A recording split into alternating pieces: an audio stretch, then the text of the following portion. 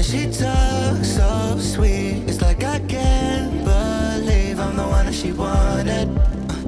What's good, folks? It's Nightmare Frame here with a new video, taking a look at the First Descendant 2023 crossplay beta. I have a lot of good things to say about this beta, as I have played the first one, and so many things have changed. There were some issues that were definitely fixed this time around. The game feels so good to play, optimization is out the roof. I was playing this game on max settings and I only noticed a dip here and there when I was entering a completely new area, or when there was just an abundant amount of enemies that were just swarming you, or when there were just too many player effects, or a massive group of enemies just instantly spawning on you, or when they die and explode with all their special effects. Otherwise, it was just fine. With that aside, let's take a look at what the game has to offer, and the few things that they need to improve on.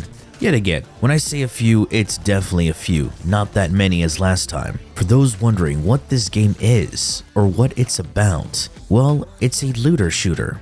You don't have classes, nor do you create one, but you have characters called the Descendants, and each of these Descendants have unique abilities, and definitely play differently from one another. Now you're going to be noticing a lot of similarities from a lot of other video games, especially Warframe, Destiny, Division, Outriders, and even Borderlands, because this game is an amalgamation of every single looter shooter that I've seen or have played, and they shoved it all into one. Some might see this as unoriginal or bad, but I see it as a good thing because there's people who come from those other games can come into this game and feel right at home because it's familiar. And the First Descendant is its own game and has its own identity. All the Descendants are very well designed with a unique look and character to them. And because this is a Korean game, all of them are very attractive. But you will notice similarities in their abilities from other video games. When Warframe players look at VIDS, for example, they think, hey, this is Frost. But funny enough, the closest thing to Frost is her first ability, and that she has ice powers. This IP is going to be launching as a free-to-play title. And since it's by Nexon, a lot of people are going to be asking, what is the monetization model? And the others are going to jump straight in and say, hey, it's going to be pay to win, not going to play it. Well, you do you. The monetization model is very similar to Warframe, as in you can farm everything in the game for free, gathering different materials and parts for the Descendants and then crafting them. But here's the best part, you don't have to wait 3 days to finish one Descendant. And there are two different types of premium currencies. One is the credits, which is used to buy Descendants and weapons straight off the market, and of course, rush the crafting times. While the other premium currency is caliber, used only for cosmetics.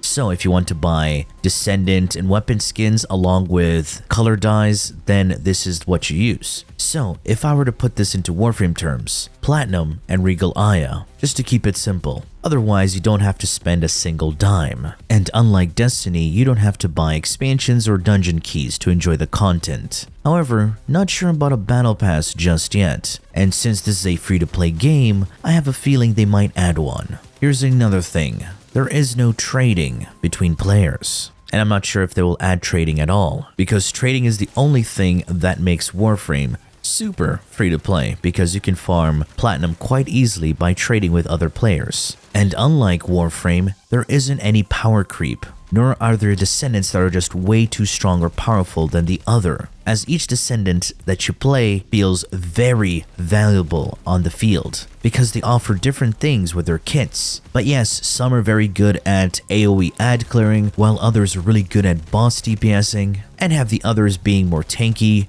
durable, able to take more hits while defending their allies or objectives. And of course, there are others who are supports, but all of them can deal a decent amount of damage. Now that you have a general idea of the game, let's take a look at the gameplay loop. When you start off, you get to pick 3 starter Descendants. As I said earlier, all the Descendants are really good, so it's up to you which one looks good. I of course went with VIDS because she's hot, simple as that. Do the campaign, earn loot, and upgrade your gear along the way. Enemies, encounters, and missions will drop weapons, modules, and components to upgrade your Descendant. Now here's one of the things that I would like to be fixed in the game, because inventory management is a hassle. You inherently have auto loot. Whatever you walk over, you will end up picking up. I would like it if there was a way to filter our loot, as in only pick up a certain rarity or exclude specific drops from being picked up, because you will get to a point where you pick up everything, end up with a full inventory, not being able to pick up the fancy new mods or components from a boss fight. Also, when cleaning up your inventory, would be nice if there was a lock specific item option. So if you dismantle all your loot, it will exclude the locked items, instead of manually marking items for junk. Otherwise, I love that there's a loot explosion from enemies you defeat, very reminiscent of Borderlands, as the excitement is there when something drops from an enemy. Missions are available in the open world, and you get to see other players on the map as well. Co-op play is set to a maximum of 4 players, and you can join others in the missions that they're doing by simply shooting your way in or joining them using the mission node. When you want to group up with your friends, all of you have to be in the city hub to accept invites from one another, which is quite cumbersome as you have to go through 2 loading screens to be in a party, because you can't be in the open world to send an invite and have your friends join you. This is a small quality of life they need to add, as in when you invite someone while you're in the mission zone, it should create a new instance for you and your friends. Otherwise, co-op is so nice. The Descendants relay important info to one another when they're hurt or even reloading, so helping you react in certain scenarios. As you play these missions, your Descendant earns experience, and leveling up increases your defenses, mana pool, recovery, and your abilities get an upgrade. The max level your Descendants can be is 40, same as your weapons and components. To further increase the strength, survivability, and utility of your Descendants and weapons, you have to mod them. And modding is quite similar to Warframe, as each mod has its own unique polarity, and matching the mod polarities to the same polarity slot on the modding screen reduces the mod cost, leaving you with more capacity. And yes, there is a Forma-like item, so you can polarize a mod slot, reducing the mod cost to give you more mod capacity. And this game does not have any melee play. But there is something called a sub-attack, which is a melee-like action to fill in when enemies get too close or when you run out of ammo. These attacks can displace, stagger, or knock down enemies while giving you room or give you some time to reload your weapons. And there are special mods for sub-attacks, and leveling up these mods also increase your modding capacity. Along with a sub-attack slot, you have an augment slot, where you can augment one of your Descendants' abilities, completely changing your build and playstyle, something that Warframe needs, an augment slot. All of this sounds good, but there is some things to be improved on, as in there are no loadout slots for your builds, and when you need to upgrade your mods, you need to go to an NPC. However, while you're at this NPC, searching for mods is so convoluted, as there is no search bar. There's a search bar when modding, but no search bar when you want to upgrade your mods. That's one thing that really annoyed me, and I think that they should definitely add. And if you're going to use filters, they should be a bit more in depth,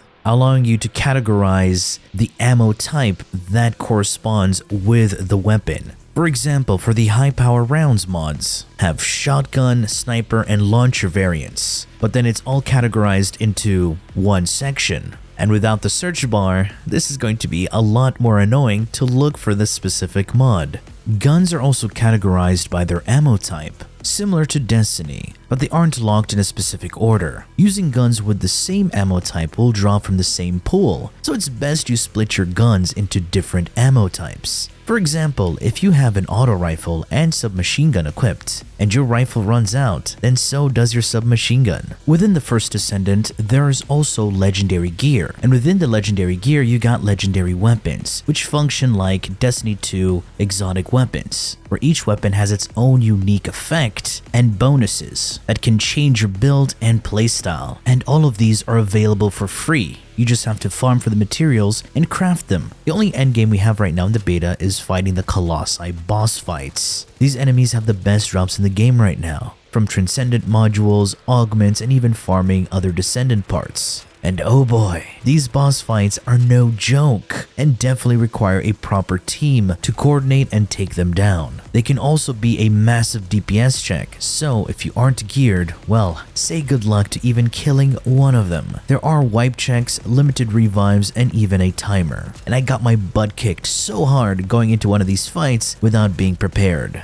Components offer additional stat increases to your defenses and abilities, while offering some decent passives, similar to relics, class mods, and shields in the Borderlands series. There is a lot of RNG in farming the best components for your descendants, but that's what a looter shooter is, the grind for min-maxing for the best results. The missions are pretty straightforward and easy to understand. Where it shines is when you're facing aggressive and over-the-top enemies, because some enemies are very dull and dead inside. Mission bosses are kind of bland, as they have the same mechanic where you have to shoot floating balls to make them vulnerable for your gunfire. They definitely need to change up some of these encounters, something with a bit more variety, especially when it comes to mission types. They really seem to like capture the objective or defend the objective mission types, as I've seen those a lot more often than the other mission types. Would like something more unique with more mechanics. Speaking of overly aggressive enemy units, the melee units are the scariest, as they can swarm and surround you in an instant if you're not evasive and dominant, depending on the descendant you're playing, as the swarms can body block you and you can't roll away. And speaking of rolling, the dodge rolls don't give you iframes, and I've died to AoEs that I thought I can time my way out using a dodge iframe, but I was mistaken.